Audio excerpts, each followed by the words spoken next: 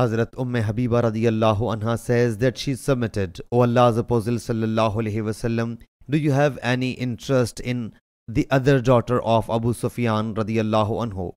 He sallallahu alaihi wasallam said, then what should I do? I submitted, marry her. He sallallahu alaihi wasallam said, do you like it? I submitted, I alone am not with you, so I wish to make my sister my co-sharer. He sallallahu alaihi wasallam said, she is not lawful for me.